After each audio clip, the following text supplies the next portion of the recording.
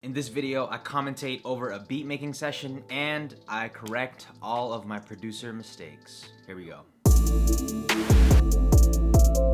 What's up everybody? Chris Punsalon here, back with another video. Ow. In today's video, I'm gonna just commentate over a beat making session that I had, and I'm also going to correct all of the producer mistakes that I was making in this video. I felt like there's a lot of things that I could improve on, so I'm just gonna tell you what those are throughout the video, and hopefully you guys enjoy. Here we go. So right here, I was going through the Angelic Vibes kit called Dreams, and I was just looking for a sample to sample.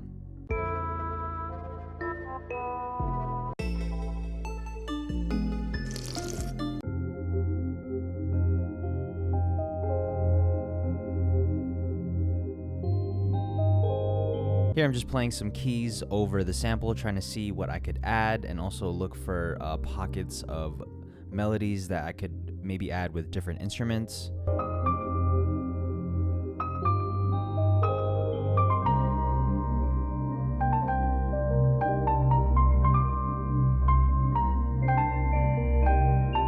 So here's a problem that I have. Whenever I jam out, I tend to zone out for way too long and end up not having anything solid. Sometimes I'll get into like a 30 to 40 minute jam session, and by the end of it, I won't even feel like finishing the beat anymore because the thing has been looping for so long.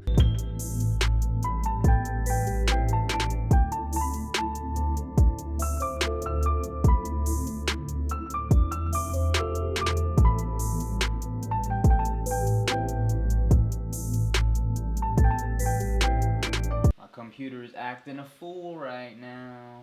So lately what I've been doing is I've been humming to try and find a bass line melody. Ooh.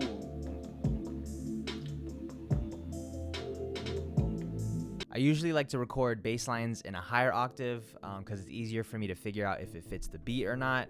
Then once I get it recorded, I'll go ahead and bring it down a few octaves.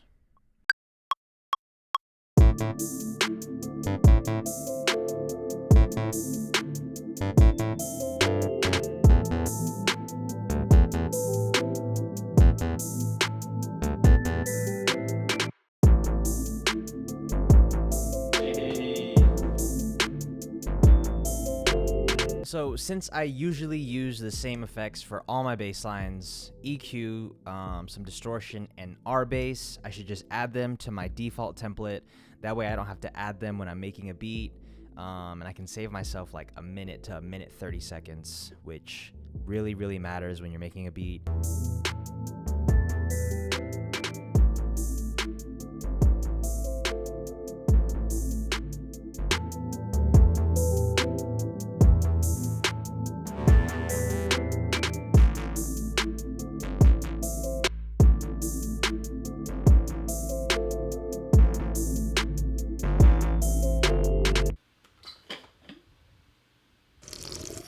Time to add a synth lead, which is usually the part that makes all my beats sound the same.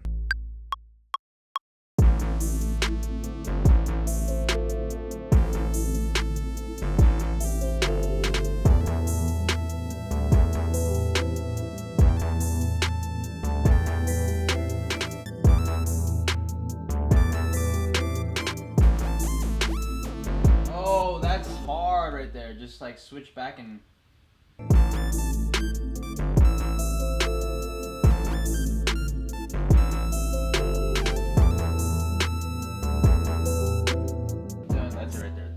Added this piano to make the track sound a little bit fuller.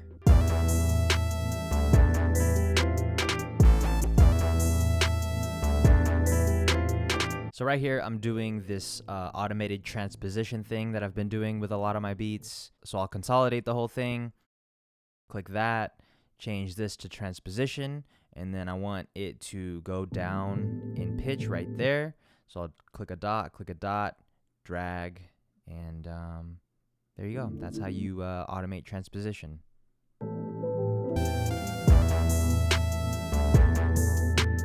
So So right here, I'm just sequencing the beat a little bit. I'm making this the verse portion of the beat.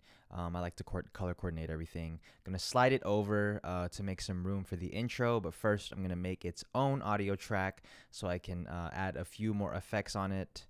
I'm gonna label it. I like to label everything in the beat so that it's easier to find things. I'm gonna cut the highs to have that low pass sample feel, and I'm gonna add some chorus to add some ambience to it. And yeah, there's a sequencing. So this piano part that's about to play was not used in the final beat, but I still thought it sounded cool, so I wanted to throw it in. I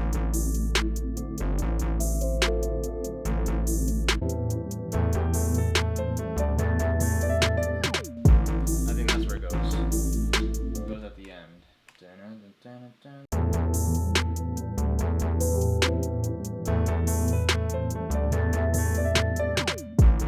So right here, I'm adding some 808s for the verse portion of the beat. I'm just shortening it a little bit, finding how long I want it to be, fading it out, and then I'm going to throw in a sampler, throw the 808 into the sampler, and then I'm going to throw a tuner into this, see what it's hitting at. It's hitting at E flat, so I'm going to change that to E flat, and now the 808 is ready to be added.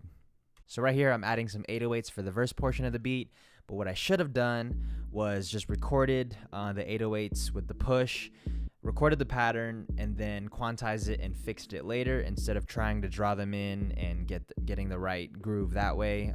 This just took way too long, and I think it could be made faster if I just recorded it. So my biggest takeaways from this beat making session was, one, when I'm jamming out, I gotta realize that I can't spend all day jamming out and that I have to focus on what it is that I'm trying to add to the beat. Two, I need to add all of my bass effects to my template so I don't have to add them later. And three, when I'm recording bass lines or 808s, I should just record them on the push or just use my keyboard instead of trying to draw them in, because it's a lot quicker to record them than to draw them in, for me personally. And that is going to conclude today's video. Thank you guys so much for watching. If you did enjoy, please hit that thumbs up button down below. And if you're not subscribed to the channel already, go ahead and hit subscribe. I do upload videos every Monday, Wednesday, and Friday. For now. The sample that I used in today's video is from a company called Angelic Vibes, the same company that makes the Euphoria VST, which I've talked about in the past. So if you're interested in checking out the sample pack, it's in the description. Question of the day: what is your favorite tempo to make beats in right now? Let me know in the comments below. And yeah, thank you guys for paying attention. Please pay your producers, and I'll see you guys in the next video.